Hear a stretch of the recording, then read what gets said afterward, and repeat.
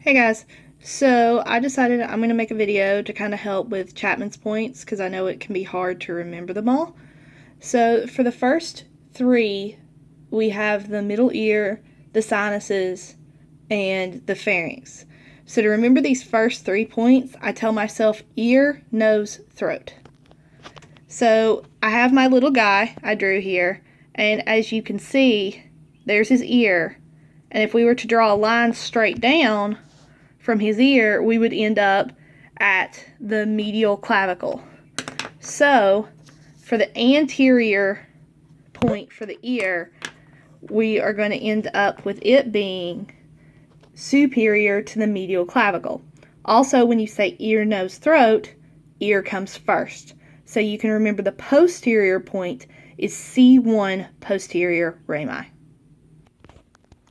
Okay, so now that we've got that in, the next thing we got to be thinking about is sinuses, pharynx, tonsils, and tongue. And this is really simple because if we remember, we started ear, nose, throat. Ear was first, so it's C1. So anything that is nose and throat is going to be C2 articular pillars in the back. Okay, so as you can see, we've written in C2 articular pillars for sinuses, pharynx, tonsils, and tongue. Because remember, anything nose and throat, you need to think C2, because the first thing we listed was C1, the ear. So we go ear, then nose. So when I think nose, I think sinuses. So if the ear in the front was superior to the medial clavicle, then the sinuses are going to be inferior to the medial clavicle. And then from there, we're going to slowly move more medial. So the pharynx is going to be inferior to the sternoclavicular joints until finally, for the tonsils, we move to the first intercostal space. Okay, now the tongue is different. Everything from this point out, other than the tongue, typically is in an intercostal space. The tongue is unique in that it is actually on the second ribs. So as you can see, I have my tongue that likes to lick ribs. So if you remember the tongue is what you lick ribs with, you'll remember it's the unique one that actually is on the bone. Okay, so for the next one, the way I remember it is the second intercostal space is at T2. It's really easy to remember 2 goes with 2. At least it is for me. But it can be hard to remember there are actually 3 things in the second intercostal space. That's why I say the second intercostal space, because it stands for thyroid, heart, esophagus.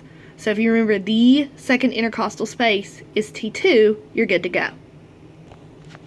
Okay, so the nice thing about these next few is that the intercostal space they're in and the transverse process they are in the back is the same.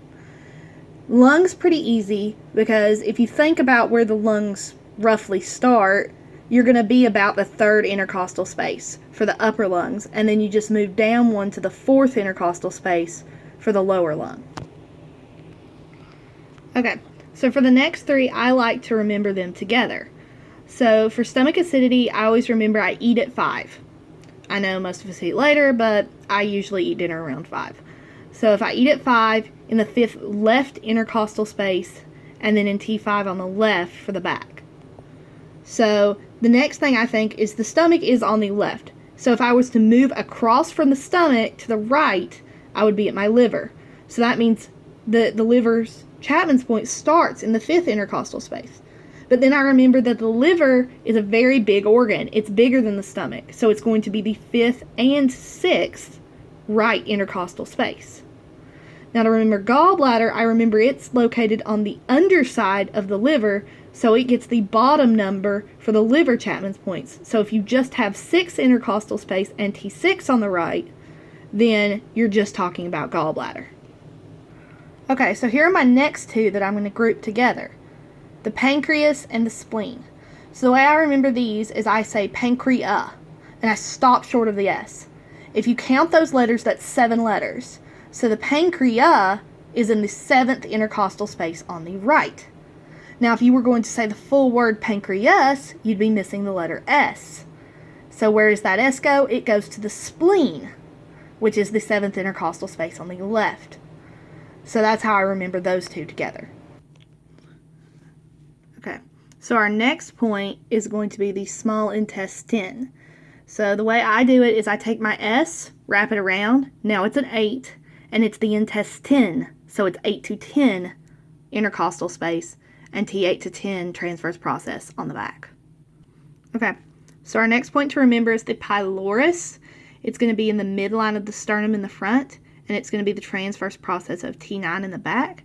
So the way I remember this is I write my P backwards, and now it's a 9, and then it ends with S, so that's sternum. So it's going to be sternum in the front, and then T9 in the back. Okay, so the next group we're going to do all together because we're going to use the words to help us remember. So the adrenals are going to be 1 inch lateral and 2 inch superior to the umbilicus, and they're going to be in the back, T11. So when I hear the word adrenal, the next thing I'm thinking is medulla. So if you think about medulla, it has the 2 L's in it, which make an 11, which help you remember that it's T11 in the back. On top of that, the 2 L's will remind you that this is the one that's 1 inch lateral and 2 inches above the umbilicus. So then when we move to the kidneys, they're going to be 1 inch lateral and 1 inch superior to the umbilicus in the front, and then they're going to be L1 in the back. And when I think of kidney has 1 I in it. So the 1 I is going to stand for the number 1. That way you remember it's 1 inch lateral, 1 inch superior, and it's also L1. Then the last one is the bladder, and the bladder is periumbilical. So it's right around the belly button. So I guess you can think of bladder starts with B, belly button starts with B. So bladder is the belly button, and the bladder has the 2 D's in it to remind you it's L2. Okay, so the next one is intestine peristalsis. In the front, it's 1 to 2 inches inferior and lateral to the ASIS, and then it's between T10 and T11 in the back. So the way I'm going to tell you to remember this, at least it works for me, maybe it'll work for you guys, is intestine, so that already gets you the T10, so you know this one is going to be between 10 and 11. Now how to remember the front, well, if you were to take the L out of peristalsis, like this, just mark it out, now it's ASIS. So you can remember it has ASIS in the name, then that means it's going to be 1 to 2 inches inferior and lateral to the ASIS. Well, unfortunately, I don't have a fancy memory trick to remember appendix. It's just one I've kind of always remembered because I've gotten a bunch of questions on it in question banks. Now, what you guys probably know, and the most famous, is the front point, which is the tip of the 12th rib. So just remember that if it's 12 in the front, you got to move up 1 and go to 11 in the back. That's the biggest advice I can give you to try and remember the 11. And maybe if you're trying to remember the 11, you could sit there and go, well, there's 2 P's. So how many P's do I have? 1, 2. It's an 11. It's goofy, but it's something. Alright, so the next ones are all reproductive. Ovaries, urethra, uterus. So I put those together. So the ovaries are the pubic tubercle in the front and then T10 in the back. So the way I've remembered this is your ovaries develop at puberty, so that's pubic tubercle. And what age do most girls hit puberty? Well, around 10. So ovaries, pubic tubercle, 10. Urethra also has the pubic tubercle, and I just think about the urethra in that area of the pubic tubercle coming down so you can pee. And so what age do you potty train? Well, we potty train around age 3, so it's L3. Uterus is the inferior pubic rami in the front and then L5 in the back.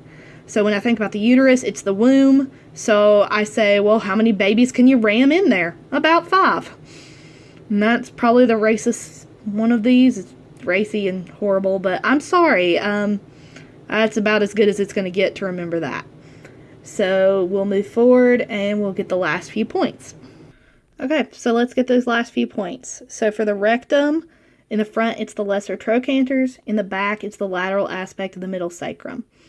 So for the lesser trochanters, the way I think about this is your rectum is your butt. So if you were trying to hold in a poo, then you would squeeze your legs together and try to hold it in, and your two lesser trochanters would be touching. And what else are you trying to squeeze together to hold it in? Well, your butt cheeks, and where is the sacrum? Right at the butt cheeks. So when I'm thinking about the butt, I think about squeezing the legs together for the lesser trochanter, and then the actual butt itself where the middle sacrum is. Okay, so for the colon, just imagine you were to take your colon and then just flip it out onto your lap. So if you were to do that, then your anterior IT band would be the front point. And then the back point actually makes sense because if you think about where your colon is, if you were to try to look at it from the back, then you would be in the lumbar region, so it makes sense that it's L2 to L4. The last one is the prostate. And the way I think about this is if the colon is taking up the entire anterior IT band, then it's going to push the prostate to the side. So the prostate ends up on the lateral IT band. And then prostate starts with P, so its posterior point is the PSIS, which also starts with P. So that's about 11 minutes, and that's all of the Chapman's points that you need to know for your test. Hopefully this was helpful. Maybe it helps you remember some of them. Glad I could help some way. Man, I'm awkward. But thanks, guys. Hope you enjoy it.